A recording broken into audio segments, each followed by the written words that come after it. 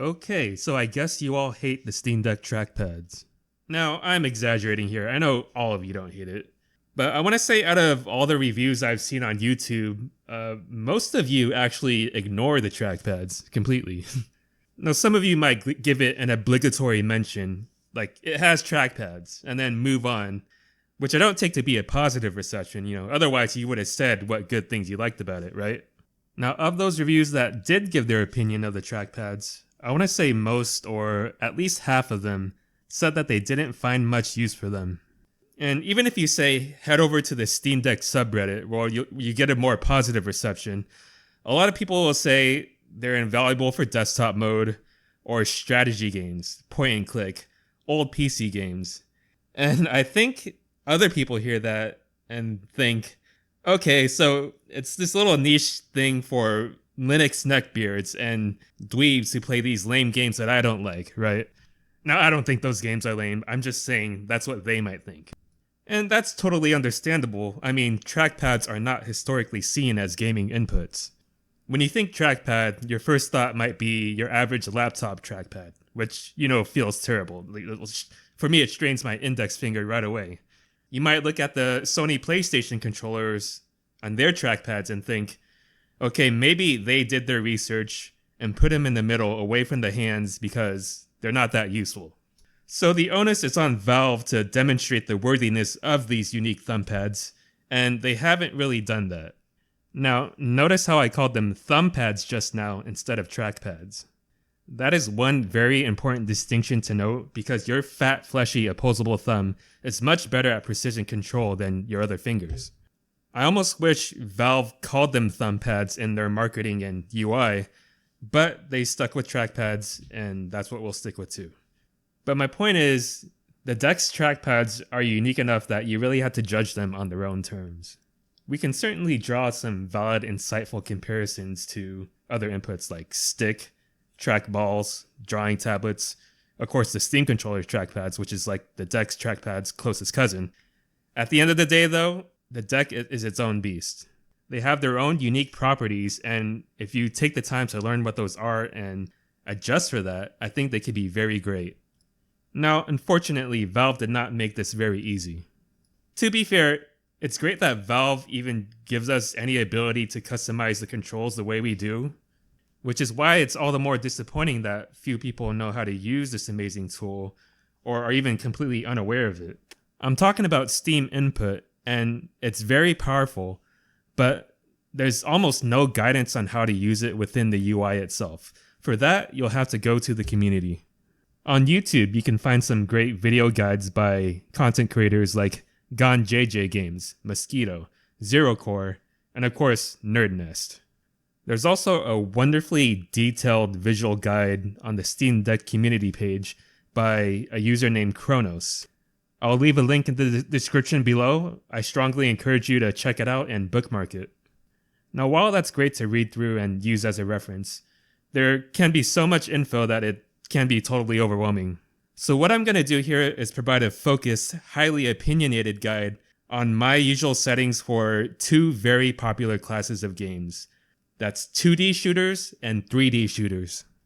First, I want to share a general technique that I use pretty much across the board, whether it's in desktop mode, in 2D games, or in 3D games. And that is to move primary click or primary fire from right trigger over to left trigger, which is opposite the aiming thumb. I'm going to call this cross-hand cursor control, and if you think it's a crazy idea, well, there's a good chance you've done it without knowing it. Here's one example.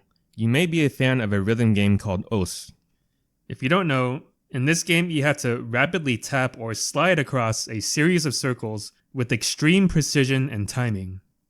To pull this off, it's pretty much universally recommended to trigger taps by clicking keys with your keyboard hand rather than directly clicking with your mouse or stylus in the other hand, the hand that's actually moving across the circles.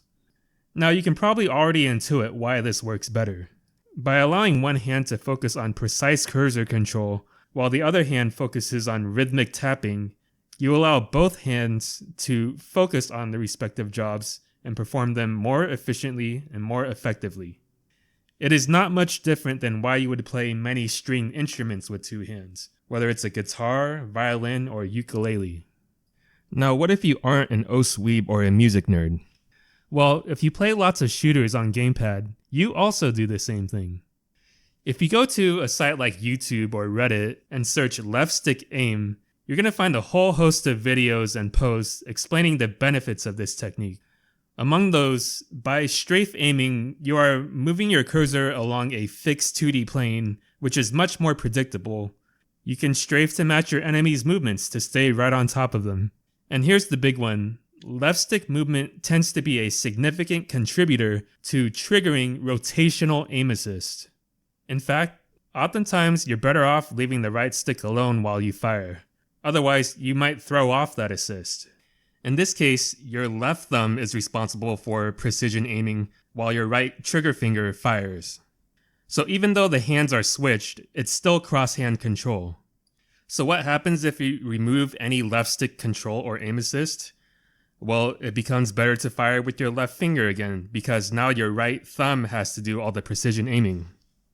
I've heard people say that primary is on right trigger because it's like using a mouse or a gun, and I think that's specious reasoning that doesn't rule out left trigger fire.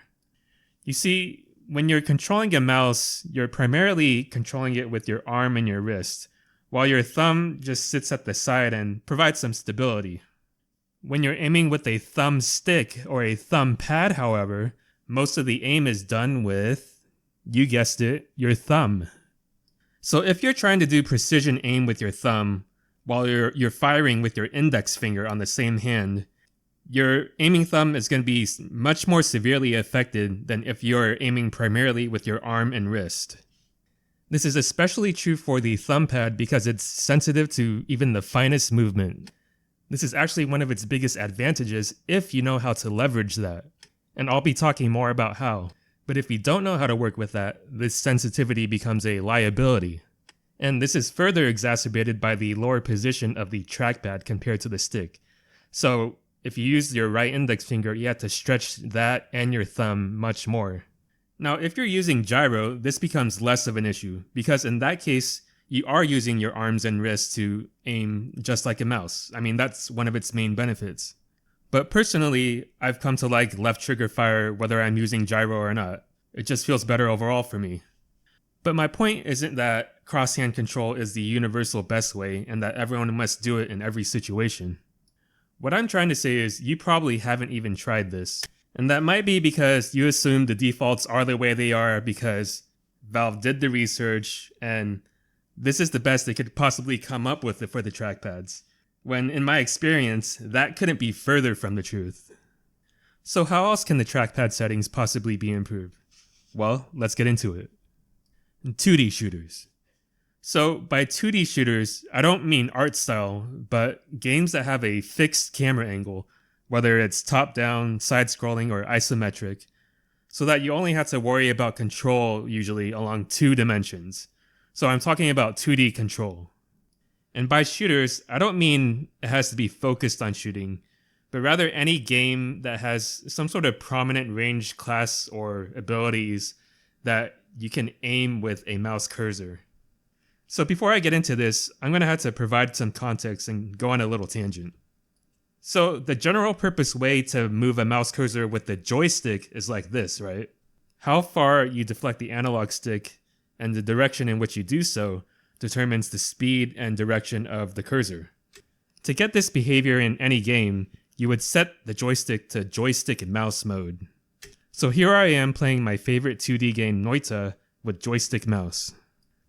So as you can see here, it's really hard to aim efficiently, and there's a reason 2D games don't implement aiming this way, at least any good ones. What they do instead is map the joystick one-to-one with a circular region around your character. You probably know this as twin stick control.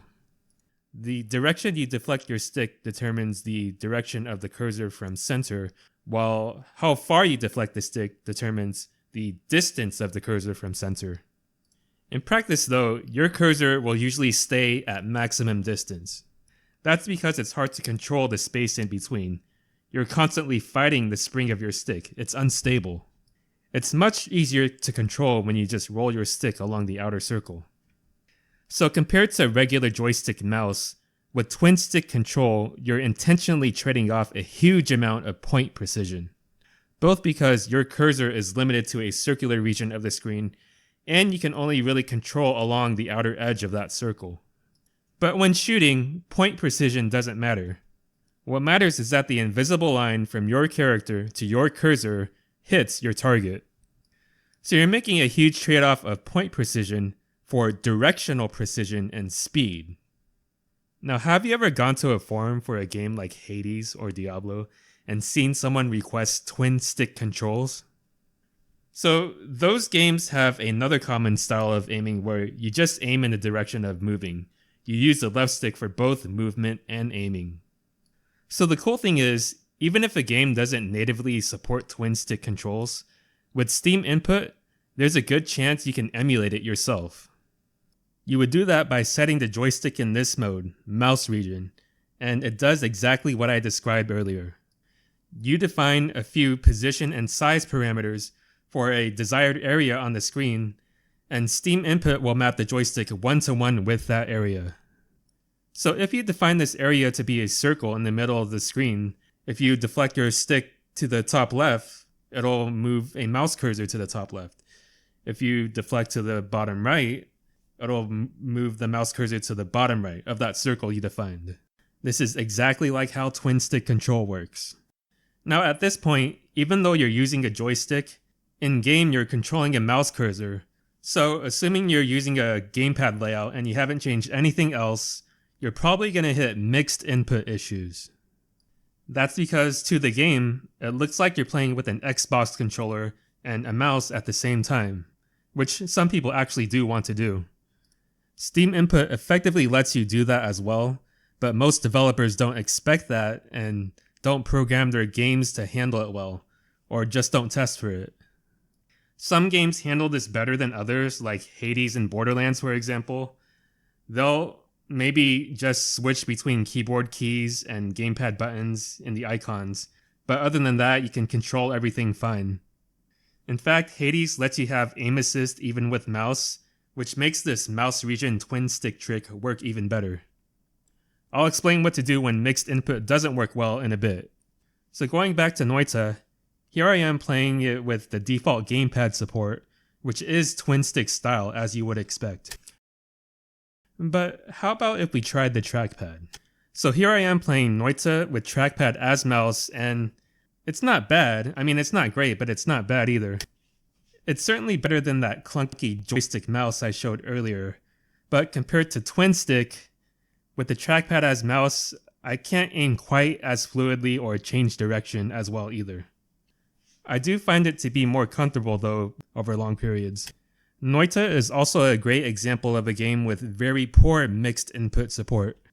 Sending both keyboard, mouse, and gamepad commands will just cause the controls to stop working overall. In this case, what you might have to do is just replace all gamepad commands with keyboard mouse commands. For many games, the easiest way to do this is to use the keyboard and mouse template and tweak it for your game accordingly. But I think it's good to walk you through how you would do it manually. So one thing I usually do is set the left joystick as a directional pad with the keys bound to WASD, or by Steam's order, WSAD. Now with most side scrollers, you probably want to use the actual D-pad instead. But I'm weird, I like analog, especially with Noita with its hovering instead of usual jumping like other 2D games. And it won't actually be analog control. You could certainly try it with the analog emulation setting, but it usually doesn't work well. It does work in a couple games and I always try it, but I usually don't use it. Now if you like the joystick for side scrollers, you might want to try crossgate mode, which puts the cardinal and diagonal zones in a cross shape just like an actual D-pad. But for some reason with Noita, I actually like 8-way with overlap the best, and I usually set the overlap region to 8000, which I'm pretty sure makes the cardinal and diagonal zones equal size, like slices of pizza. Another very important change you'll probably have to make is to change your left and right trigger commands to be left and right mouse clicks, but also you'll have to go into the settings for each trigger and turn off the analog output. This is what most games will actually read to detect left and right trigger fire, even though most games don't use the analog scale at all. It'll definitely trip you up if you're trying to change it and don't know where to look for it, so now you know. Finally, for Noita, you had to go in the in-game settings and just completely turn off the gamepad. Otherwise, it'll cause random weird camera jumpiness. So this is something to keep in mind for other games. You may have to go into the settings and find anything that might be causing issues here, and also restart the game. Now, I said trackpad as mouse didn't feel as good as twin stick, and I can certainly keep trying to make it better by continuing to tweak parameters like sensitivity and trackball friction. But what if we did what we did for Hades and set up a mouse region, but instead of putting it on the stick, we put it on the trackpad? When I first got my deck and started playing this game a year ago, this was actually one of the first things I thought to try with the trackpad, and I'm amazed more people haven't thought about it. What if we map the whole trackpad one-to-one with the whole screen? This works really well with the rectangular shape of the trackpad, and even though it's square and the screen isn't, my brain is still able to make that mapping of where my thumb is on the trackpad and where it places the cursor on the screen. And the beautiful thing is, even though trackpad as mouse region follows the same principle as traditional twin stick, you don't get that huge precision penalty. Your thumb is equally stable anywhere along the pad. There's no spring or center inflection point to fight around. So this effectively gives you the best of both worlds. You get the quick directional responsiveness of twin stick aiming with the point precision of trackpad as mouse, along with the improved comfort and ergonomics. Now, to be clear, there is a precision penalty, but it's small enough that it works well with most game interfaces, which tend to have bigger elements than, say, productivity interfaces. There is a technique you had to use, though, for those finer movements, where you just sort of pivot your thumb and do very subtle pressure adjustments without swiping it.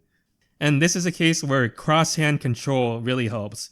You really want to let your thumb focus on that fine adjustment.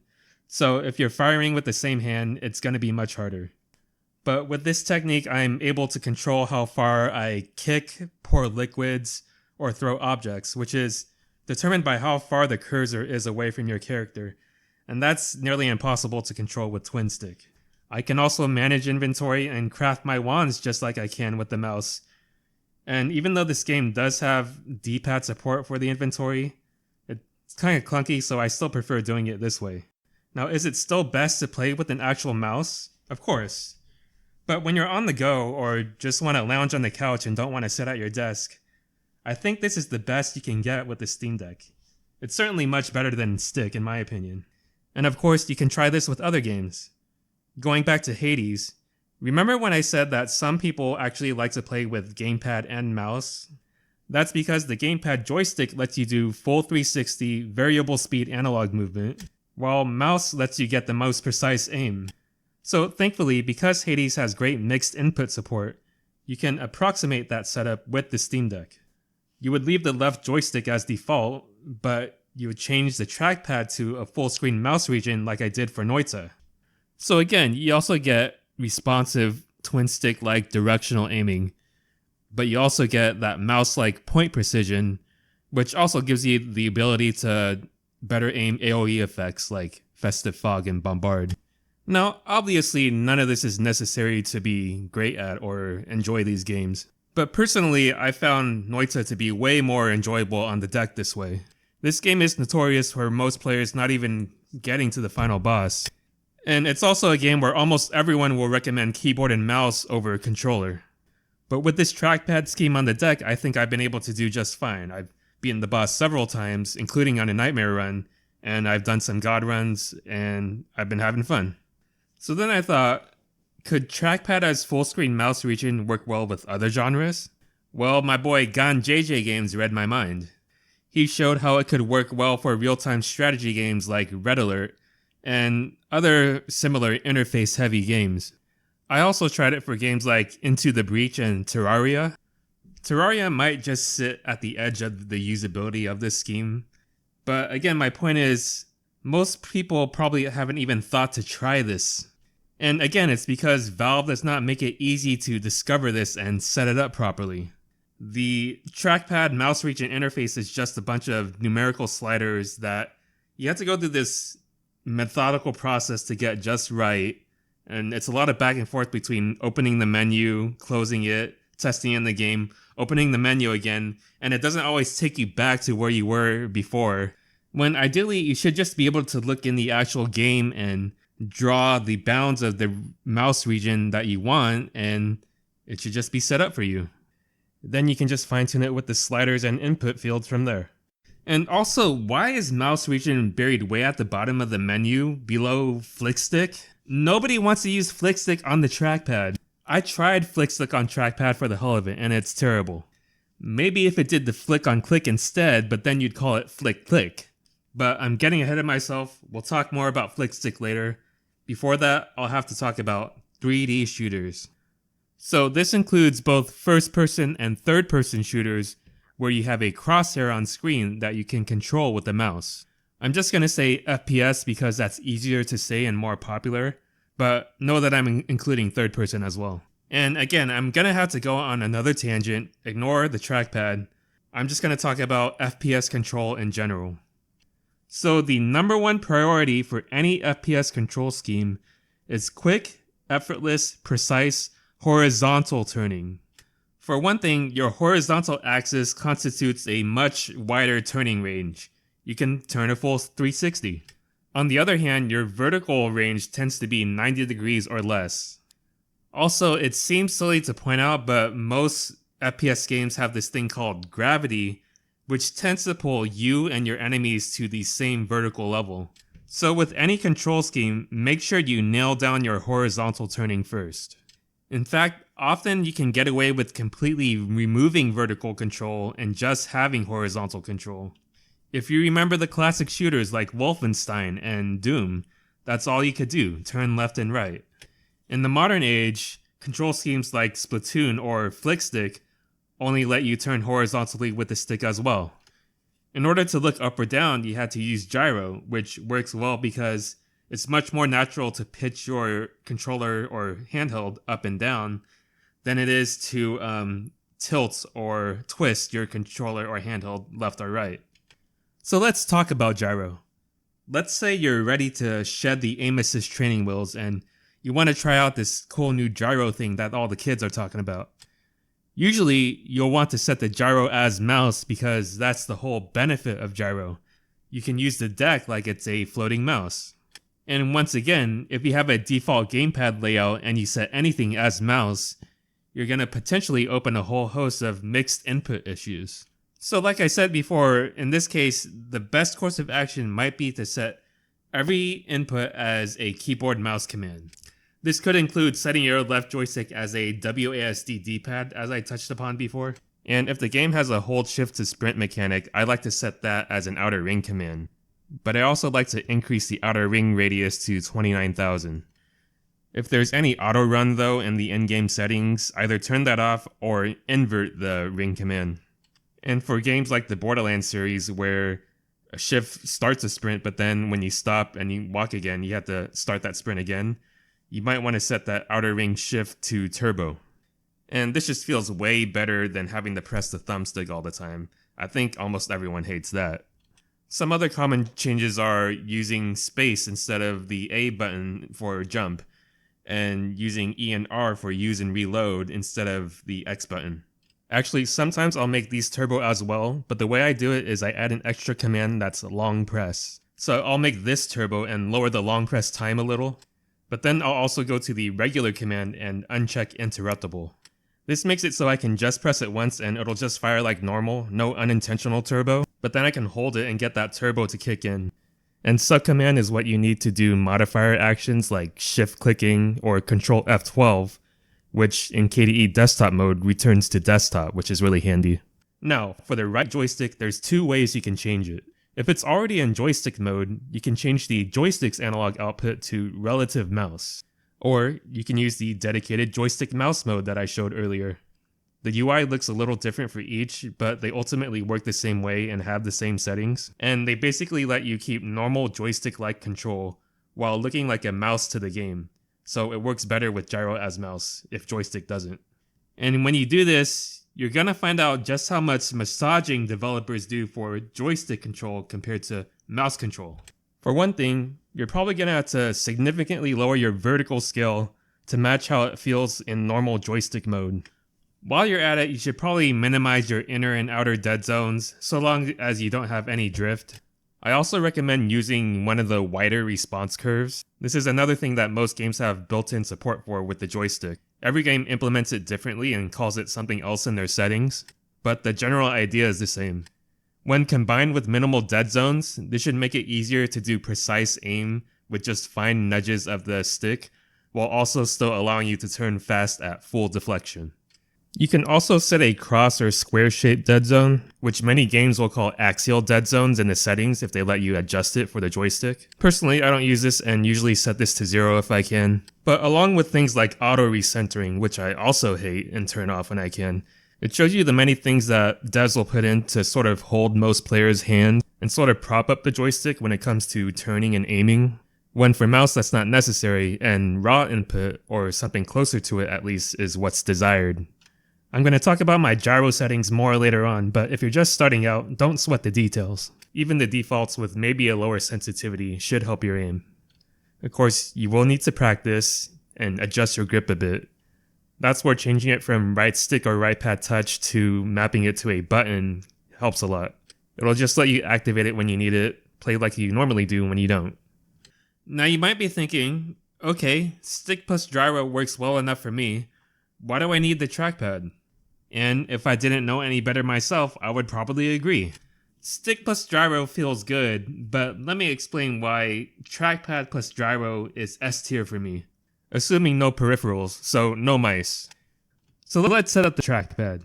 First, make sure you set trackpad as mouse. I've seen many, if not most games default trackpad to joystick. It's sluggish, it's awful, and it's a shame that people probably think the trackpads suck because of that.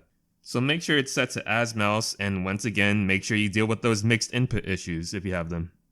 Now, if you remember what I showed with stick configuration, the same applies to the trackpad. Just lower the vertical scale, it's going to help you a lot. In fact, I like to crank up the sensitivity so that when I do a full swipe from the very left edge of the trackpad to the very right edge, my character does a full 360. This in turn requires me to reduce my vertical scale to around 40 or even less. And I really wish Valve just made it 2 horizontal and vertical sensitivity sliders like you would see in any game. I can't think of any good reason why they have this layer of indirection where you have to increase the overall sensitivity and then reduce the default vertical 100% scale. It would be so much more intuitive if you could just increase the horizontal sensitivity. Another way you can try to get your horizontal turning under control is to adjust your rotation setting.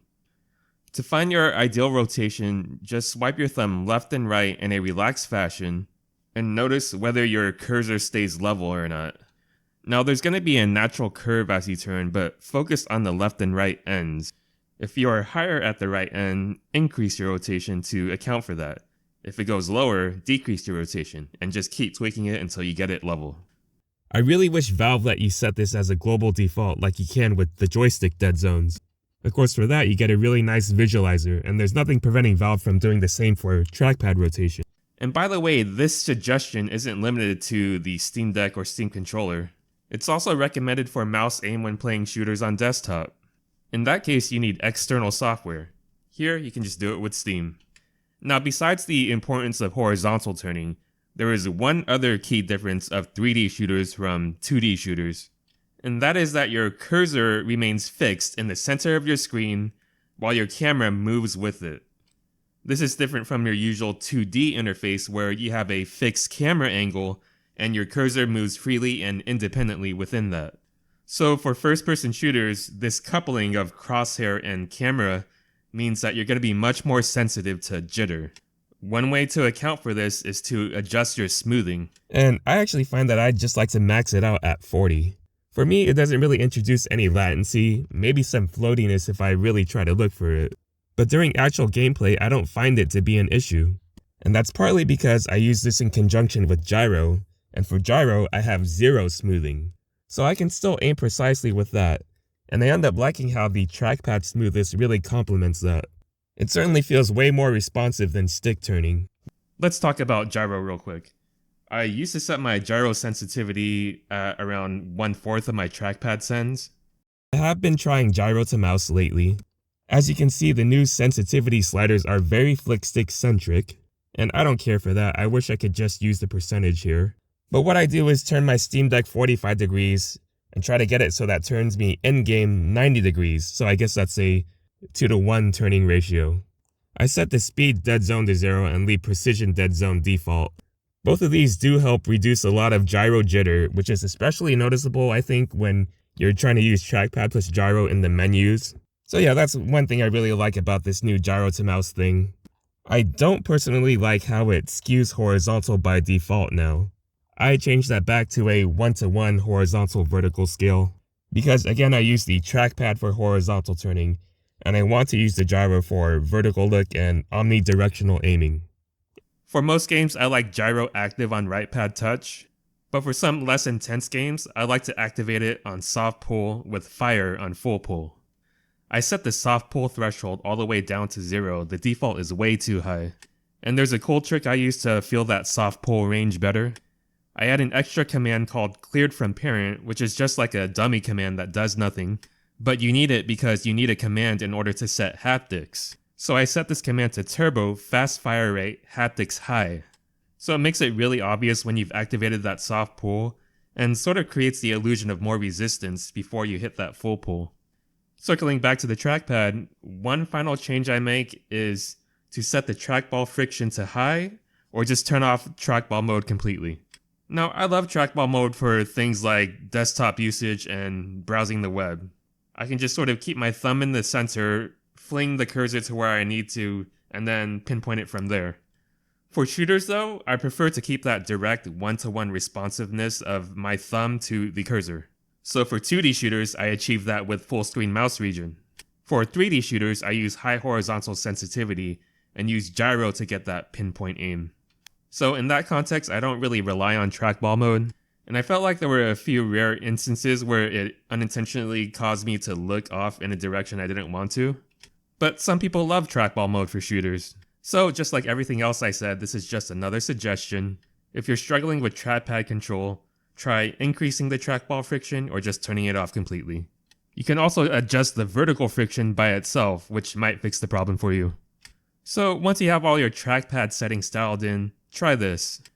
Turn off gyro completely, go to your favorite shooter, and turn off aim assist. Just switch back and forth between playing with stick aim only for a level or two, and then using trackpad aim for a few minutes. Sometimes I will play trackpad without gyro as a way to practice my control with it. This is where crosshand control and the thumb pivot technique I previously mentioned really comes in handy. I'll also usually reduce sensitivity and smoothing in order to allow me to be more precise. But even without making those adjustments, I personally find I'm way better with trackpad only aim than stick only aim. And that makes sense because there's nothing fundamentally different about controlling a cursor in a 3D space versus controlling a cursor in a 2D space. There are those important distinctions we covered, like the horizontal bias and cursor camera coupling, but there's nothing that somehow makes it so that trackpad controls better than the stick when using a mouse in desktop mode, but somehow worse when aiming in a first-person shooter. But look at how much we had to change in order to get the trackpad to feel right compared to what you get out of the box with the joystick. Now, the saving grace is that you can save your layout as a template and reuse it across games and just tweak it accordingly. So yeah, I've come to really love trackpad aiming, even without gyro, but especially with it. Again, would I still be better with the mouse? Probably. But something about pad and gyro just feels more engaging, fun, immersive, natural even. I think part of that is because it's easier to look around with my thumb, and also it's way easier to click the trackpad as a button than it is to click the stick. In fact, by default it's too easy, but what's awesome is you can actually adjust that. So I usually increase it from the default 4096 to 10,000 or even higher. So these are the many reasons why it would be very hard for me to go back to having to play with just sticks on a conventional handheld. Now, I know what some of you are thinking. What about flick stick? I mentioned it a couple times, I'm gonna talk about it now. Here is one way to explain it. You control your character's horizontal direction in the same way you would as if you were playing a top-down twin-stick shooter and looking at your character from above. Like other schemes, you use gyro to refine your aim, and you also have to use it to look up or down vertically at all. So just like with twin stick, even though you do get improved turning responsiveness, you are making some other very big trade-offs. So flick stick was originally designed for controller, and while it might be fine to rely on gyro for vertical look there, on the deck I find doing that to be a bit too unwieldy. I love gyro, but when it comes to gyro on a handheld, I think less is more. And because without gyro I am most precise with the trackpad, it logically follows that if I activate gyro, I have to use less of it. And I think that bears out in practice. So with pad and gyro, it's really natural to aim up and down and then recenter. With flick stick, I find it to be very awkward and just not good feeling. Ideally, a game has native flick stick gyro support with a dedicated mappable recenter button, but those games are very rare. Popular, but rare. The whole flick stick setup process is a real pain in the butt to go through. Trackpad has the easiest setup. First, you don't need a dedicated mode, you just use as mouse. Then I just adjust the sensitivity so that an edge-to-edge swipe does a 360. That's it. And that feels pretty consistent across games. Also, although flick stick makes it easier to do fast big turns, in my experience it makes it harder to do many small turns and fine controlled adjustments. And that's compared to both trackpad and regular stick turning. And I find for the games I play, I tend to care about the small turns more, whether I'm navigating many twisted corridors, or trying to take on a large army of enemies heading my way. Again, with the controller, it's not as big a deal to shift this onto gyro compared to a handheld.